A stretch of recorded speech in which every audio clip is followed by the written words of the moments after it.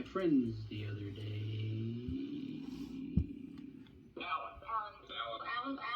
Alan. Bravo. Echo. November. Tango. On. Football.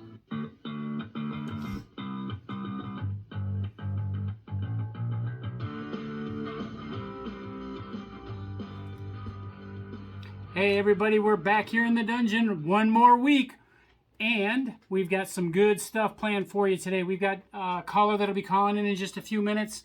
One thing I do want to let you guys know that this show is not intended for kids, so if there are any kids watching, please continue to watch. Just don't tell your parents. Yeah, and if you, I agree with that. And if you subscribe, like, and share, we won't tell your parents either. Yes. So, all right, on to business. So we've got a lot of things going on this week. We've got a lot of things to talk about. Big week in the NFL. A lot of fantasy points got put up this week. But before we get started, we need to pop open a cold one. Yeah, we got our two new beers here. Yeah, hey, you know what? We only got 2 beers left. Uh-oh. All right, well, we're definitely going to have to get some more then. There you go, yeah. All right, well, have to find a sponsor that can provide the beer for us. That would be awesome. All right. What beer do you have this week? I'm actually drinking our 10-2 record against the spread. 10-2 against the spread, yeah. So our picks, guys, we're hot. If you like, if you sit around till the end of these videos, we give our bet predictions, and I know some of you like to do a little of that wagering, so yep. We got some great advice for you. What are you drinking, Alan? We are now at 14 subscribers beer. Yes, 14 subscribers. Thank you to number 14, whoever you are. I don't know who you are, but whoever you are, thank you. We appreciate you watching every week. We do. We greatly do. So this week, let's, again, pop open a cold one, sit back, and enjoy the show.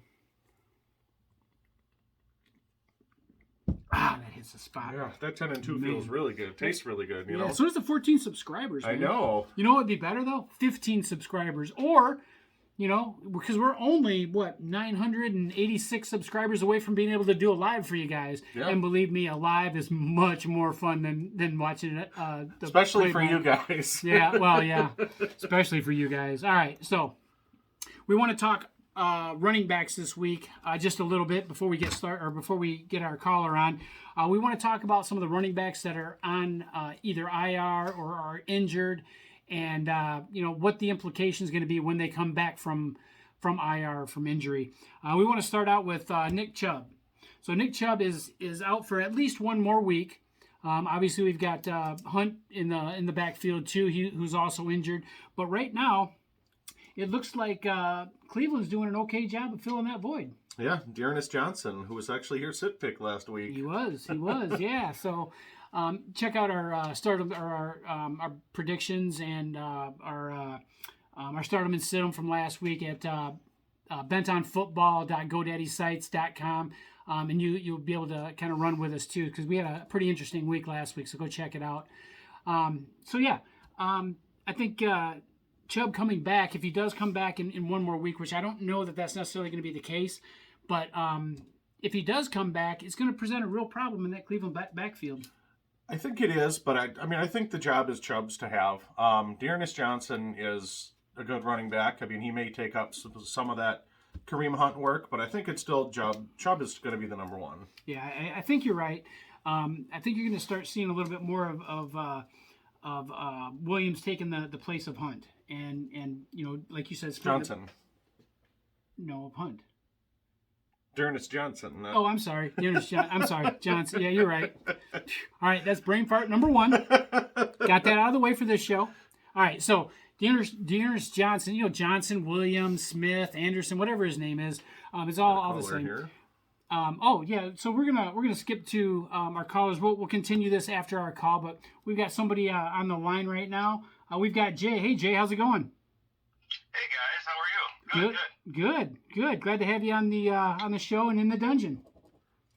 Yeah, I was pleasantly surprised. I got an invite. I don't have a PhD, and I'm not related to Josh. Well, you don't have a PhD, but you are full of BS, so we're happy to have you. That's something. So what's on your mind this week? Oh, just man, I am taking a beating in Josh's league. It looks like I he is. a case of Miller Lite and $100. Oh my gosh. Yeah, well, we all make those kind of bets, but we try to stay away from bets that we're not going to win. Yeah. I want to touch on something. I see Jerry Jeudy is set to return in a league. My other league, I do have Cortland Sutton. How do you guys see that Denver offense being impacted with his return? Well, that's really interesting, and I'm going to let Josh touch on this first. But the interesting part to me is that Jeudy is expected to play this week. So Cortland Sutton, you might see a reduction in his value a little bit. What do you think, Josh? I agree with that. I think it's probably going to take Jerry Jeudy a couple weeks to fully get acclimated back into that offense. Sutton has seen a really high lion's share of those targets recently. That's definitely going to take a hit. Yeah. Okay. Yeah, for sure. And in fact, I know, Jay, you listen to XM Fantasy Sports, don't you? Yeah, from time to time. Okay, I listen to it almost every day, and most of the experts on there are so-called experts. They have Cortland Sutton as a sell high now because a lot of people are thinking that Jerry Jeudy's going to take that number one over, and I think it's going to take a few weeks. But a lot of people think he could have an instant impact on that. So we'll have to see. But I really think Jeudy is going to establish himself in the next couple weeks as the clear-cut number one there. Yeah, I really think Jeudy is going to eat into Cortland Sutton's receptions and so forth. But I don't see it being a one-sided thing. I think it's going to be more of a split. It's going to be kind of hard especially if you've got both players on your fantasy team to figure out who to start that week, because you obviously don't want to start both of them. But yeah, I think it's going to be more of a split. It could be more of like a Metcalf and Lockett situation, in my opinion. Yeah, for sure. Yeah, I think there's room for them both to succeed. I like Jeudy more coming in. I think he's going to have a monster year. He was on pace for a great year last year. He just couldn't get the ball thrown to him correctly. That's true. And then he did have, remember, he played a very limited week one. Less than a half. He already had 7 targets, 6 receptions, and 72 yards. So, God, I would have loved to see what would have happened if he didn't get injured, But we'll see. I think he'll pick it up pretty nicely. Yeah, it'll definitely be a boost for that offense for sure. They're at a point now where any additional help they can get is going to be really big for them. Definitely. Now, Jay, you are 12th place in our league, aren't you? I am. And I just changed my team name today to Ben's number 2 best team. Oh, nice. That's awesome. So you're in 12th place. I'm assuming there's 30 teams or something. Is that accurate? Actually 46. So not too bad. All right, fair enough. All right, we were just talking about running backs. We were talking about the Chubb situation in Cleveland and how Dearness Johnson may end up splitting time and taking the Kareem Hunt role in that offense. What's your thoughts on it? He looked good the other night. I was just curious and thinking to myself about it, is it more of a product of his abilities or that line? Because every runner seems to succeed in that system. Yeah, and a couple of weeks ago, Josh, let me ask you a question. Do you have any aluminum foil, a Bunsen burner, and maybe a few sticks that I could prop up the aluminum foil on, and maybe a crow? Because I need to eat some crow this week. You do. You definitely do. A couple weeks ago, Jay, I said sit Dearness Johnson because in Cleveland, it's not the system, it's the running backs, and both of those two, Hunt and Chubb, are talented, and that's why they've succeeded. Well, that crow's going to taste pretty bitter this week because I have to recant on that and say it is the system there. I think just about anybody could succeed, but I think Dearness Johnson is a talented running back, and he will have a good run while those guys are out. But yeah, that crow's going to taste terrible. Good. I think it always does taste terrible. Yes. What else you got on your mind? Been kind of evaluating the rookie QBs. There was so much hype coming in, especially around Justin Fields and Trey Lance, and especially Fields, he's fizzled. I mean, Matt Nagy's an idiot, so that doesn't help his causes. Besides Mac Jones looking good, it looks like Trevor Lawrence is on the come up. What are your guys' thoughts about that rookie class? We were both really high on Justin Fields coming into the season, and we both think he should have started since day one. Okay, now I know a lot of people are in full panic mode right now, but put that on to Nagy. Don't put that on Justin Fields. Justin Fields, I think, has the most pure talent out of any of those quarterbacks that came in this year. And Alan and I have talked about it. Unfortunately, the only thing that really scared us at the beginning of the year was is the fact that he was on that Bears team, and that's kind of where quarterbacks go to die. It's sad, but it's true. So they really need to make some changes, get Nagy out of there, or at least start play calling for his abilities. With those RPOs, and they're still calling plays like they have a pocket passer in there. They don't. Yeah, and the problem that I have, and I could talk about the Bears situation for probably an entire segment of the show, but I'm not going to. I'll start with some of the other ones. Trevor Lawrence, I think, is going to be he's going to come into his own by the end of the season. I think he's a next year quarterback. He's got a lot of things he's got to work out. He's got some issues with the Jags and how that offense is run. But on the other side of that, he's going to be a good quarterback, but I don't think it's going to be this season. I think it's going to be next season with Fields. So here's my thought on what's going on in Chicago, and I'll make it brief. The Bears tend to run the same offense. They run the same routes. Everything seems to be the same. I think a lot of times defenses know what they're going to do before they even get up to the line. It's kind of ridiculous. There's no supporting cast there. The Bears defense, and this is actually what's got me bent this week, but I'm gonna talk about it anyway. So the Bears defense isn't helping Fields either. They run man coverage against Tampa Bay last week. It was terrible, absolutely terrible. You don't run man coverage when you've got a team that's got that much talent on the offense. So they're not helping him out at all either. If you look back at some of the passes last week, he had a pass that was actually beautifully thrown. It turned into a pick only because Allen Robinson slipped and fell. The fumbles that he's had, not necessarily his fault. It's kind of hard to not fumble the ball when you get tackled that many times. I mean, it's the offensive line is terrible. The play calling is atrocious at best. The Bears need an enema. Their whole team needs an enema. And I think it needs to start in the front office. But don't get me going on that. I'll let that go. As far as Trey Lawrence, I totally lost the name now. Trevor Lawrence. No, or Trey Lance. Trey Lance, thank you. I totally lost the name when I went to say it. But as far as Trey Lance goes, he's going to have to get in the game more. He's seen some game time this year. Garoppolo's coming back, and he's going to be the starting quarterback. So I think it's going to be hard for him to actually mature as a quarterback until he does see more playing time. But until then, I guess we're in a holding pattern on him. And I do like Trey Lance as well. And Alan isn't going to like this because I'm going to go back to the college aspect of this. Okay, and there's a good reason, Alan. He just threw a bolt. Trey Lance was an amazing college quarterback, as are a lot of those college quarterbacks that don't play in the FBS, which means, if you're not familiar with Alan, it's a subcategory of the NCAA. So the competition isn't going to be as stiff, so you're not playing against players of that caliber. I think he has the natural abilities to do it, but since he hasn't played against those top FBS players, those All-Americans, I think he's going to have a little harder time making that transition.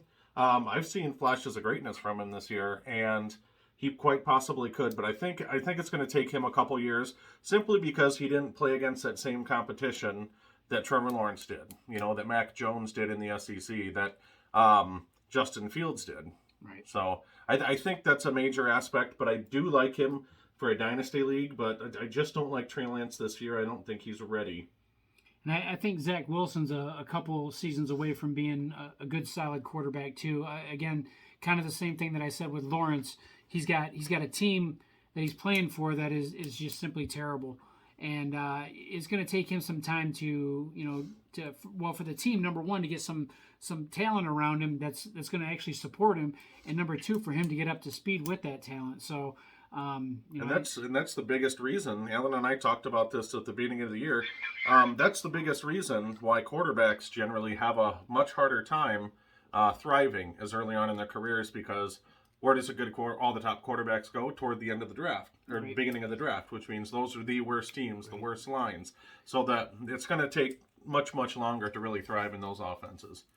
Yeah, if you look back at quarterbacks historically that have been drafted like early, you're going to see a lot of failures. Most of the star quarterbacks have, and I'm not saying all of them, but the majority of them have been in later rounds, because the teams that they get drafted to are either in a rebuilding process and part of the way through that rebuilding process, or they're already, their offensive line is already established. They've already got a running game. They've got receivers. These types of things are already in place.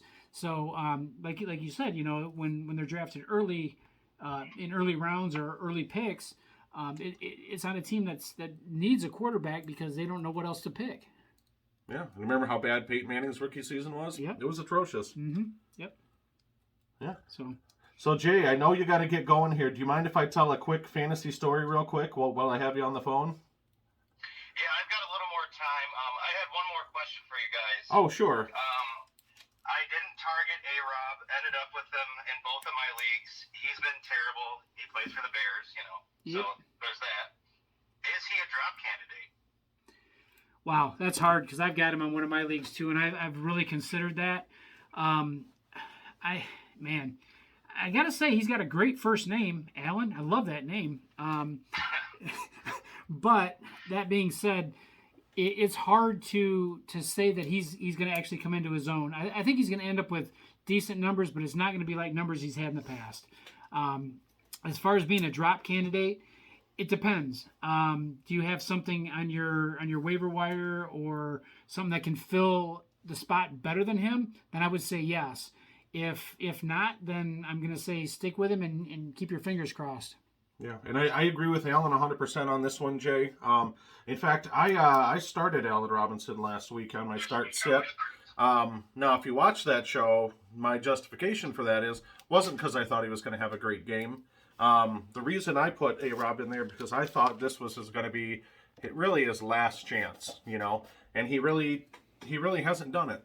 So I think he's definitely a drop candidate.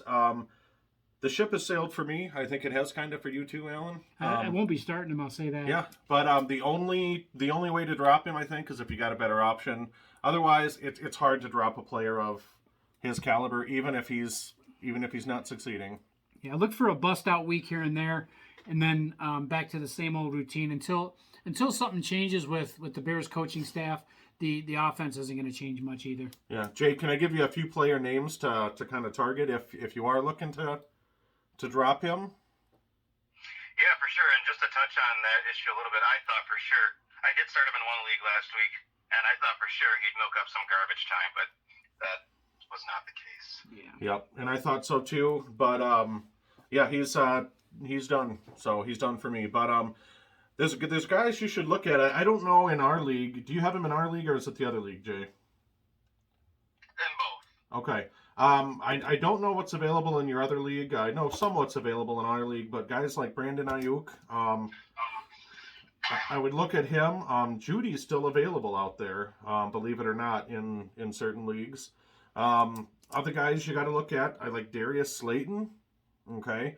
I know he's not owned in a lot of leagues right now. Even with Sterling Shepard back, he appears to be the number one go-to guy. The targets are there.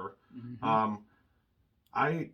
I would have looked at somebody like they had two heads if they told me at the beginning of the year to drop that they were going to drop Allen Robinson for Darius Slayton. But at this point, it's just it's a no-brainer for me, Yeah, if Darius Slayton's available, all I can really say is do it. Oh my God. Oh jeez. All right, so can I get Alan to say one thing? Yes, I know where this is going. We've already had this. It's not Daryl Williams. Is that what I said last week? Daryl Williams. You said Daryl Williams. Yeah. Yes. It's Daryl Williams. It's Daryl Williams, and the reason I got that mixed up is because at some point I wanted to talk about Damian Williams. And we were talking about Daryl Williams. See, you got me screwed up again. I was talking about Daryl Williams, and so I tried to put the two names together, and like I told you in the text message, if he doesn't know how to pronounce or spell his own name, it's his own fault. Absolutely. So, Josh, tell us a little story here. All right, Jay, do you mind? I don't want to embarrass you. I'm going to tell this little story up real quick. Is that all right? Yeah, no, it's a good one. All right. And this is gave me the idea for a new segment we might start next week. I'm going to run it by Alan too. But Alan, this was about 10 years ago, Jay, right around there. We were in my basement apartment hanging out watching a fantasy football Sunday. It was myself, Jay, a couple of our other friends, I think Eric and Sean, and then our mutual friend, Aaron was there. Yep. I think I cooked chili that day, something like that, Jay, wasn't it? Or pizza or God knows what. But our friend Aaron was sleeping downwind. We had the windows open because it was a nice fall day. Now give our viewers the visual, how high the windows were, because you gave me that. It made a real good picture. The windows were, it was a basement apartment, so the windows were about chest high. So when you got that nice breeze going in, it really swept throughout the entire apartment. So our buddy Aaron was sleeping downwind on one of the recliners here, dead passed out. I think he had young kids, so he was just worn out. It was early afternoon, and Jay, I think, had a little too much chili or something, and let one go. And I mean, I'm talking, it was bad. It probably made the paint peel in the neighbor's house, But all of a sudden, it wasn't only bad; it was bad enough to wake Aaron dead out of a full sleep. Dreaming about whatever the heck he was. And oh my God, it was the funniest thing. So, Jay, that gave me the idea. And what happened when he woke up? Oh, he was pretty disoriented, as you can imagine. Who the heck was that? What was that, So, Jay, based on that story, and I know we still laugh about it to this day, I came up with an idea for a possible segment, and I ran it by Alan a little bit, but the segment's going to be about what stunk so bad last week in fantasy football that it really really woke you up to how bad it actually was. So we may do that. We may start that next week. But yes, to all our viewers out there now, Jay's good at what he does when he can eat some good chili or pizza or whatnot. So Good. I'm glad we're keeping the podcast highbrow this week. I know, absolutely. Well, we did say at the beginning, and you didn't hear this part, but we did say at the beginning that this show is not intended for kids. And if there is any kids watching, that they should just continue to watch. Just don't tell their parents. So, all right. So I know you gotta get out of here. Thank you very much for calling into the show. It's good to hear from you again. I haven't talked to you one-on-one in a while. So keep up the good work in your league. It sounds like you're on a roll. Thanks, Alan. All right. Jay, I got to deal with this every week, so. All right. Hey, man, but all seriousness, man, thanks a lot for calling in. It's good to hear from you again, and you have a good rest of your week, all right? Thanks, Jay. We appreciate it. Yeah. Thanks, guys. Keep it up. All right. Bye-bye. Bye-bye. All right. So that was an old friend of ours, if you couldn't tell. Jay is his name. We've had some good stories with Jay and some different things too. So awesome. Thank you again, Jay, for calling in. We appreciate it. Now let's jump back to our running backs that we were talking about. We were still on Chubb, I think, weren't we? We were just finishing up with Chubb. We were just finishing up with Chubb. So okay. Next up on our list is CEH, Clyde Edwards-Helaire, and now Darrell Williams. Yeah. Not Daryl. Darrell Williams is actually in the starting lineup right now. It looks like CEH is going to be out for at least another week, but judging by the severity of the injury, at least what I've seen on TV, it looks like it may be a little bit longer than that. What do you think the impact of that's going to be when he is healthy again? See, that's the thing. I mean, normally I would say CEH is going to come right back into that starting role, but what the heck's going on right now with Kansas City's offense? I don't know. And I know Mahomes cleared concussion protocol, but we were both watching that game on TV live. That hit. Oh my God. That was bad. That was horrible. So, yeah. And plus that offense right now is just in shambles. I don't know what impact that's going to have. I wouldn't be surprised if it was more of a 50-50, 60-40 split, even when he comes back. Well, I think Darrell Williams actually spells the end of Clyde Edwards-Helaire this season. And the reason I say that is because he's been, in the last week, not overly productive, but much better the week before than Clyde Edwards has been all season. He showed some real good cuts and some, they're opening up some big holes for him. And I don't know that those holes were there for Clyde Edwards, but if they were and he missed them, then, we're looking at a difference in talent, And I know you've been saying that for a while, and I didn't agree with you, but I'm starting to come around. I think you're right. Well, and it's hard to not say that. And from my view, it's he looks solid. He looks comfortable running right now. Williams does. And I don't know that Clyde Edwards-Helaire is that comfortable in that offense right now. So I guess we'll have to wait and see on that one. But I'm spelling the end for CEH. Yeah. All right, so let's move on to Sanders. Sanders, okay. Yeah, let's talk about him a little bit. He's actually going to be out for at least one more week, possibly more. What's your thoughts? You know what? I think that job is his when he comes back, and here's the reason why. I know you and I talked before the Sunday games. Philly has really said in the last week or two that they're really going to start pushing the volume onto Miles Sanders, and they did. In the 2 drives where he was healthy, 6 carries and 1 reception, and that's in less than half of the first quarter. Right.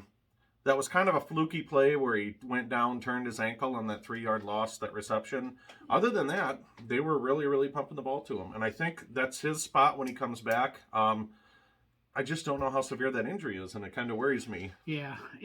And when you have a lower leg injury, whether it's a knee or whether it's an ankle, those cuts become a lot harder. They do. It's really hard to make that sharp cut at the line. Now, that being said, I think he comes back from injury, and I think he steps right back into where he was. My concern, though, is Philadelphia in general. I don't know that they're going to be up enough for him to see a significant number of run plays.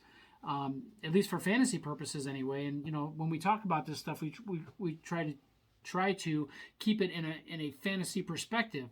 And I don't know that it's going to be a good situation to even have Sanders in your lineup. And that's a very good point. I'm going based on volume alone, but if you're right, if they are down in a lot of games, they're not going to have that option. Mm-hmm. He's not the premier passing down back. I think Gainwell is going to step in that role. Mm-hmm. I think so. So that could spell doom for Sanders. I'm not giving up hope yet, though. Okay. Yeah, I'm not either. I like Sanders as a running back. I just don't know if it's his season. Let's move on. Let's go to the Chicago Bears and David Montgomery, who actually was healthy last week but didn't see much action at all. I have no idea why. Do you? No, I don't. Other than maybe it's what's that idiot's name that runs the Bears? Bozo the Clown? Yes, that's the one. Yeah. That was filmed in Chicago, so that would make perfect sense. Yeah, and I tell you what, right now, until Nagy stops calling plays, excuse me, the Bears are actually in a lot of trouble. David Montgomery coming back into the lineup, or becoming healthy again, should be going right back into the lineup. But Khalil looks pretty damn good. He does. I don't know that he's going to get his spot back. And the old saying that you don't lose your starting role to injury, but if you're not on the field, you really can't protect your job either. That's right. So I think he steps back into the role, but in a limited fashion. I don't think he's going to be their number one running back right away. They've got they've had success with Damon Williams. They've had success with him. They've had success with Khalil. And Isn't it Damian Williams? Yeah, that's what I said. You said Damon Williams. No, I didn't. I said Damian. Shut up. and so Damian Williams. So Jay, you'll have to comment on this video when you watch it. I hate this job. Why did I sign up to do this? I don't know. But anyway, they've had some success with other running backs. So I don't foresee him getting a full workload like he it was at the beginning of the season. It was going to be David Montgomery. David Montgomery is going to be the old Bears defense smash and crash. I don't see that happening with Montgomery. Now maybe with Khalil, that's a good possibility. Remember though, down the stretch in the last 5 games of last year, he was a top five running back. So if he can take a couple games to transition back into that number 1 starting role, I think he could finish with a really big year. The only thing that's going to really hold him back is Nagy's play calling. Yeah. See, and see, that's my thing with that is, yes, he could be if he gets back in the lineup. But any one of those running backs they're going to have success with if they play, if the play calling improves, obviously, and they can stay in the game. And that's a big if, a real big if. Oh, yeah. So I think he'll eventually have the opportunity to step back into it, but I think it'll be in a limited fashion. I think the Bears have realized that, hey, you know what? We can open up holes for somebody, or we can open up a big enough hole for somebody to run through, and it could be anybody, as long as they can find that hole. Right. So, all right, let's move on to Chris Carson. So, Seattle. Tell me about Seattle. Tell me what you think. There's a lot of moving parts to Seattle this year. Well, I didn't watch the Manning podcast or the Manning cast last night, but I know one of the things that they said on that was that no team in the NFL offense really revolves around the quarterback quite like Seattle does and Russell Wilson. Mm-hmm. So that really diminishes the value of everybody in that offense. Mm-hmm. Okay. The volume is going to be there, and Chris Carson has always been a volume back, and he's been good at it, but until Russell Wilson comes back, I just don't see a lot of success, even with that volume. Mm-hmm. You know what I mean? And we don't know. He could be out another 4 to 6 weeks minimum. He may not even be back by the time fantasy playoffs come around. So in my mind, he's kind of an afterthought. But if he does come back, he's worth a shot. But I'm not high on him right now. All right. So on that note, Wilson, they're talking about a return in Week 10. Okay. Whether that's accurate or not, all the reports that I've seen say he's progressing well and ahead of schedule. So they're looking at possibly a Week 10 comeback. Now, that being said, the problem that I have with Seattle is that they just can't get their stuff together. DK Metcalf, for the most part, has been totally ignored in that offense. He's been an afterthought. With that in mind, I thought that with Geno Smith in there as a quarterback, I thought maybe Metcalf would see some more. If they can't spread the ball around a little bit more than what they are, I don't really see it opening up anything for the run game either. I don't either. The problem that I have with Carson is not with Carson, but it's with the team and how the offense is running. So coming back from injury, I think he'll step right back into that number one role. But how good is that number one role going to be? That's the problem. That's true. And it's a neck injury too. So I generally don't like any skill position player that's going to be in the trenches. Mm-hmm. With a neck injury for long term. Gotcha. One other note that on running backs too, Saquon Barkley did practice in a limited fashion on Wednesday. They're not looking at him coming back for Week 8. So if you own him in your fantasy league, make other plans. But he is on the road to recovery. So maybe in a couple weeks, maybe 2 to 3 weeks, you'll see him back in your lineup, or you'll see him with the opportunity to be back in your lineup anyway. Yeah. All right, so let's talk about what's got us bent this week. Okay, and I think I went first last week, so do you want to go first? No, I don't want to go first. I want you to go first. Thank you, Alan. What gets me bent this week, and we were watching this game together. We both have Lamar Jackson in one of our respective fantasy leagues. That game, that final score really looks like it was a lot more out of hand than the game actually was. And what gets me bent is that offensive play calling for the Baltimore Ravens. Now, they lost the game 41-17. Right. Okay. Starting in the fourth quarter, Baltimore was down 27-17, had the ball near their own 40-yard line on something like a 4th and 3, 4th and 5. You're down 10 points at the start of the fourth quarter. Pin them back deep, rely on your defense. But what do? They go for it, and they don't get it. Okay, so now you're down 7 points, 10 points, start of the fourth quarter, and you give Cincinnati a short field. They bust off a long touchdown run. You're down 17 points. They did that 3 times. Okay, but it could have been avoided with that first 3 and out or 4 and out that they went for.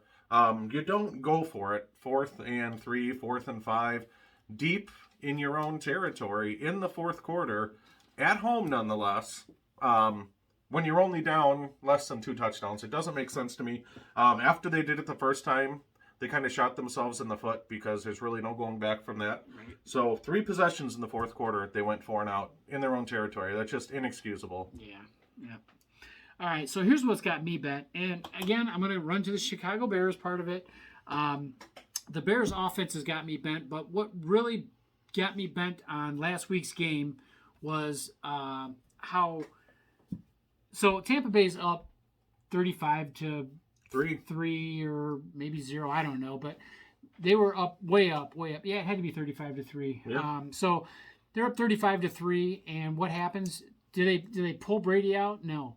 Do they decide to not go for it on fourth down? No.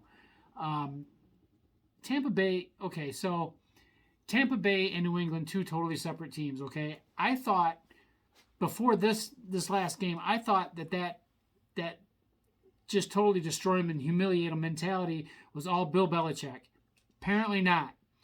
I think the play caller on the offensive play caller on Tampa Bay, Tom Brady, is the one who facilitated that. I think he's the one that called that. And Tom Brady, that's don't do that, man. Don't do that. You didn't need to go for that. You didn't need to stay in the game. I know you've got incentives to hit and all these other things, but you know what? Humiliating another team is not the way to do it. It's totally unsportsmanlike.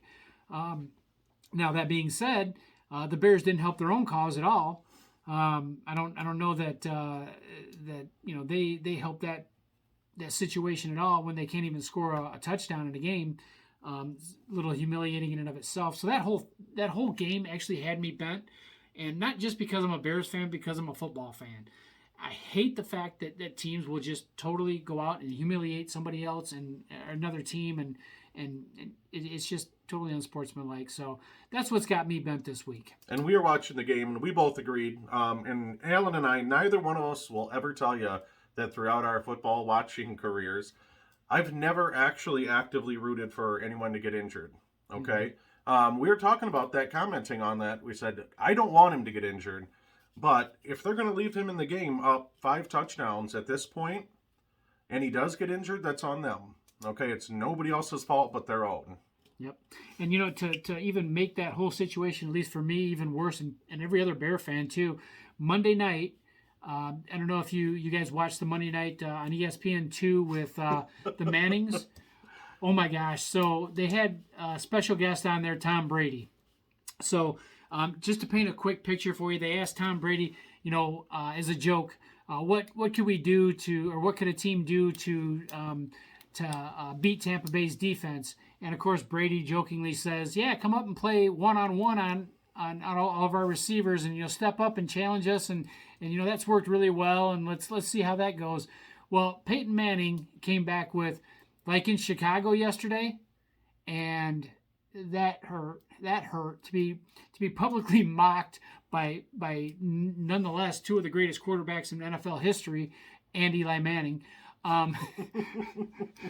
mean, it hurt my pride, and if you're Virginia McCaskey, hey Virginia, are you watching?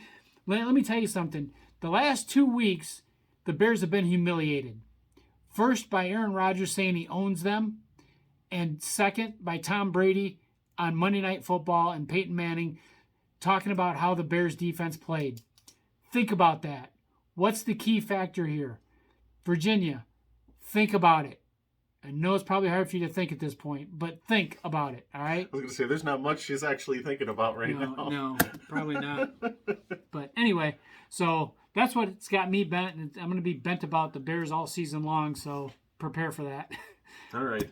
Well, let's get into our start-sit then for this week. How's that sound? Okay, let's do it. All right, you want me to go or you go? I want you to go first because I've got a little thing that I'm doing with my start and sits this week. Perfect. So my first start this week, he was actually a sit last week, and he blew up, of course.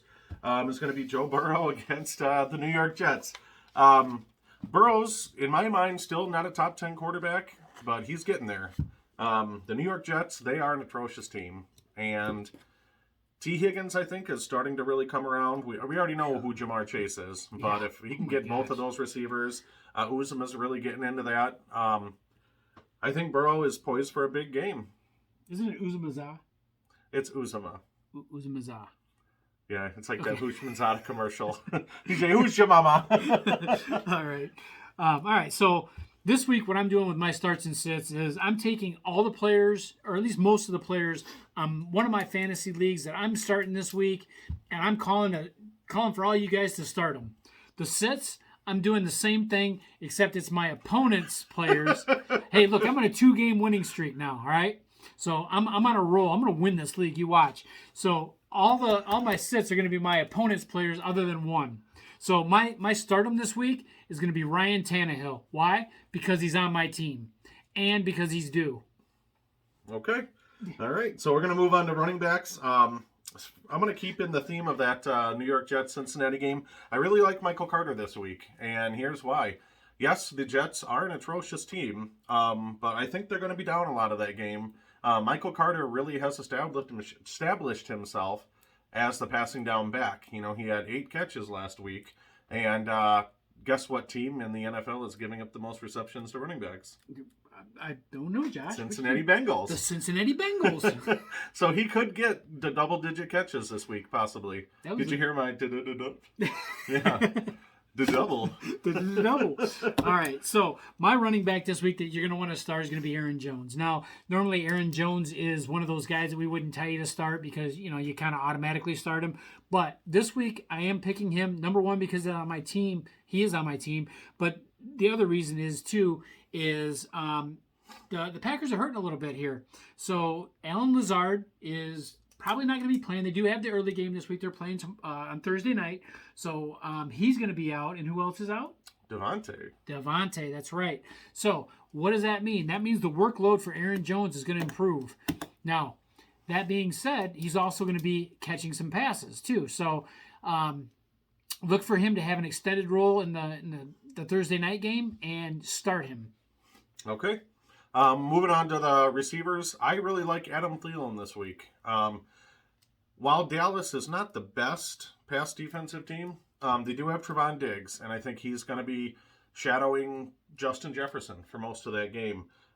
We saw what happened a couple weeks ago when Justin Jefferson had the best coverage. What did Thielen had? He had, 10 for 130 and a touchdown? Yep. So I think he's poised for a big week. He's not going to get the best of that Dallas coverage, and I think it's just going to open it up. That game could be a very high-scoring game, in my opinion. And he's due to break out. Yep. All right, so my wide receiver this week is going to be Michael Pittman Jr. And not just because he caught that pass at the end of the game, which, by the way, helped me win, but if you look at Michael Pittman Jr., look at that guy. I mean, he's like 6'3" or 6'4". I mean, he's incredibly tall. Great jump ball. T.Y. Hilton, is he coming back? We don't know. So until T.Y. Hilton gets back and is established again as a number one receiver, I'm looking at Michael Pittman on my starting roster, or my starting roster, and I think you should be too. I know you don't want me to comment on this, but are you over this year in Michael Pittman start sit? I don't know. I probably am.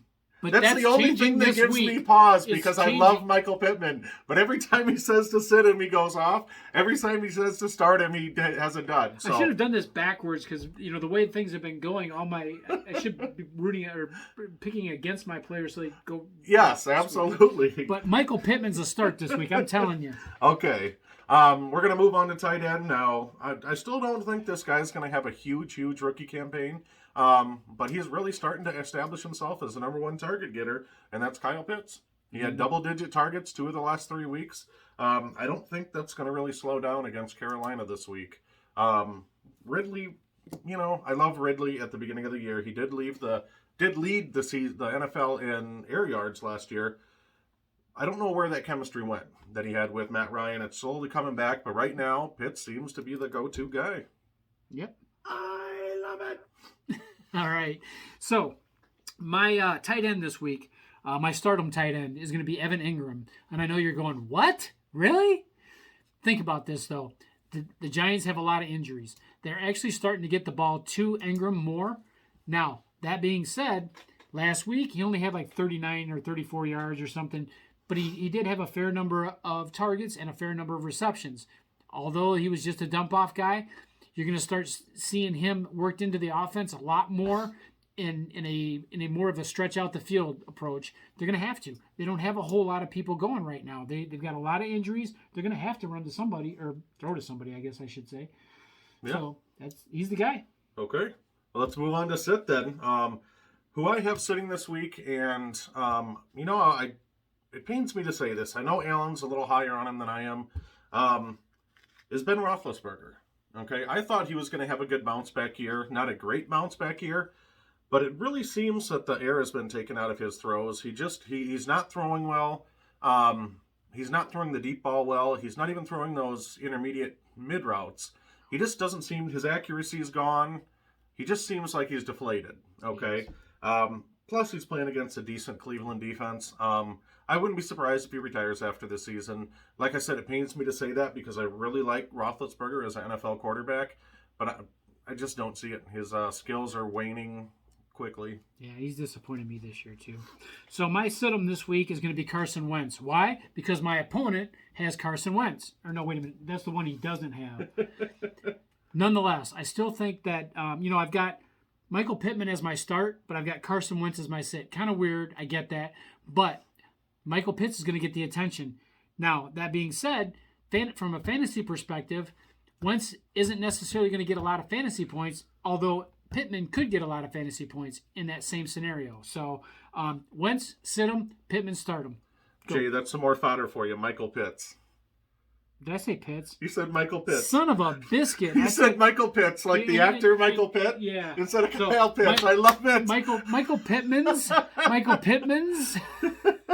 Michael No, Pittman. you're talking about Kyle Pitts. You said Michael Pitts. Yes. From Boardwalk Empire. Yes. Jay's going to let you hear Michael it. Pittman. Oh, okay. I see Michael Pittman. You're right. So we're going to go to the sit running back now, and my guy,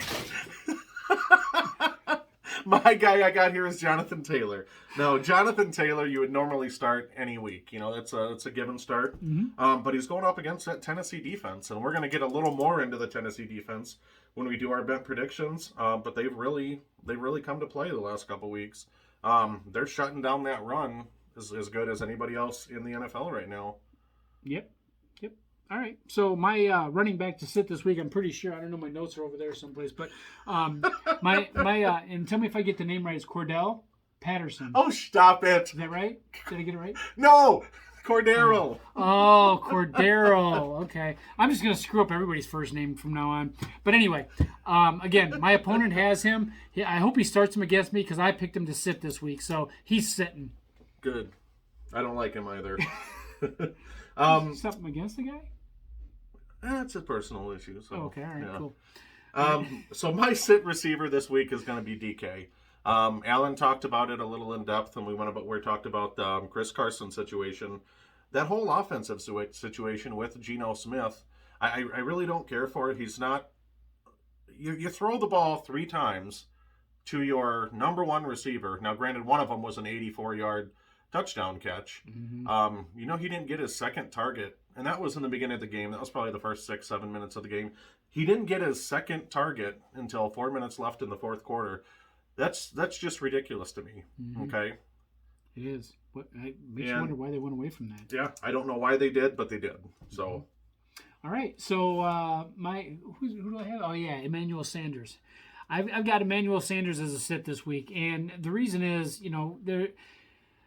there is so much going on with him. He's spotty at best, and the most important thing is that my opponent has him this week. So sit him down. I love how you justify that. Okay, moving on to tight ends. I like CJ Uzomah to sit this week. I know he's had a couple really, really big weeks. Alan and I watched that game last week where did he have 2 touchdowns or 1? I know he had a couple really, really big plays. Both of them were busted coverage. There was no reason he should have been that wide open. Okay, so I think that those real high fantasy numbers are a little fluky. He may still. He's good. He's the 4th leading target getter on that team. Mm-hmm. You got a 1-2-3 tandem of wide receivers that are really going to vulture those. I don't see the targets, those quality targets, especially with that busted coverage, keeping up with that. So I just don't see him striving right now. Yep. Going forward. My tight end to sit this week is going to be Richard Seals Jones, and I'm not that close with him, so I don't call him Ricky. But he's going to be sitting this week. At least if I had him on my roster, he'd be sitting because my opponent has him. So sit him. I'm going to make a joke real quick about that. I don't know if Alan's ever heard of John Hansen, the guru. Yeah. Okay, yeah. John Hansen, He calls people different names, and it's just the funniest thing. Like, for example, he'll call Big Ben Large Benjamin. And it made me think of that when you said Richard Seals Jones. So, but Large Benjamin's my favorite. Besides, I sit almost anybody that has 3 names. Yes, there you go. There you go. Except for Clyde Edwards-Helaire. Right. So those were our start and sits. You can see the results of last week's on the website. Like Alan said, it's bentonfootball.godaddysite.com. Yep, or you can send us an email, too, if you have any questions about the show. It's bentffb@gmail.com.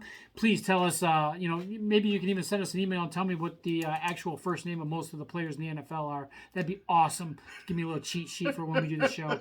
All right, so we want to move on to our bent predictions? Yeah, do you want me to go first or you? I want you to go first, Josh. Okay, all right. You know what?